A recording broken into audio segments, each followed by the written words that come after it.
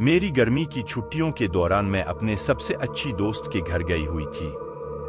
उसी दिन उसके घर पर पूजा की जानी थी, तो हम दोनों सड़क के आखिर में उसके पड़ोसियों के घरों में फूल चुनने गए हुए थे। पास में एक बैनर बना हुआ था जिसमें एक राहुल नाम के लड़के के अंतिम संस्कार की घोषणा की गई थी। अनु इसे देखकर चौंक गई थी और इस खबर को लेकर उसने आसपास के लोगों से पूछा भी कि क्या ये बात सच है कि राहुल गुजर गया।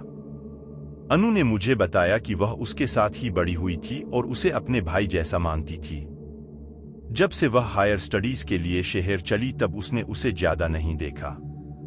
चूंकि अब हम बात करते करते घर लौट आए थे, अब घर में पूजा हुई और सभी 9 बजे ही खाना खाकर सोने चले गए थे। रात के 3 बजे मैंने पाया कि वो मेरे बगल में नहीं लेटी हैं और बाथरूम की लाइट भी बंद है। मैंने कमरे के अंदर उसे पूरा खोजा, लेकिन वह वहां नहीं थी। अचानक मैंने कमरे के बाहर कुछ बड़बड़ाने की आवाजें सुनी। जब मैं कमरे से बाहर निकली ये ढूंढने के लिए कि आखिर बाहर चल क्या रहा है, मेरी जैसे गले में सांसें ही अटक गई और दिल मुंह को आने को हो गया।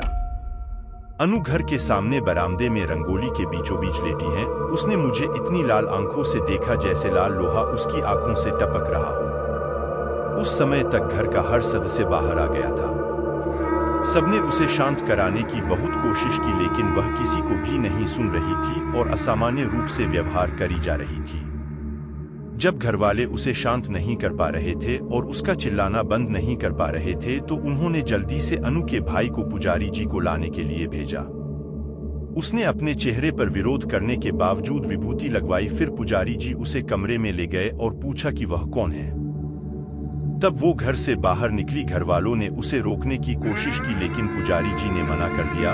उसके घर के 2 घर छोड़ने के बाद उसके उसी भाई का घर था जिसकी अंतिम संस्कार की सूचना उसने दिन में सुनी थी।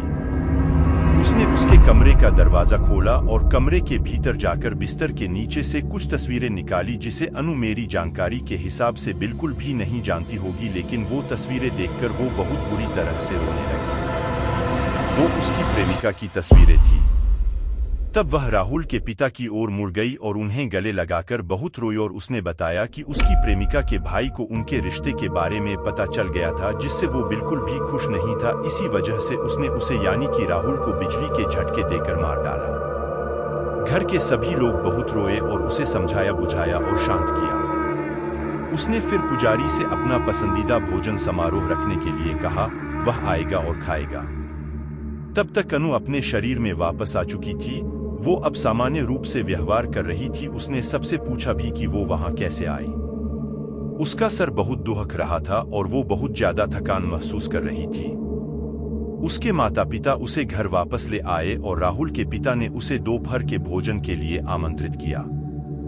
दिन में खाने के समय सब उसके खाने का इंतजार कर रहे थे। जैसे ही उसने खाना शुरू किया, उसके बाद सबने खाना चालू किया।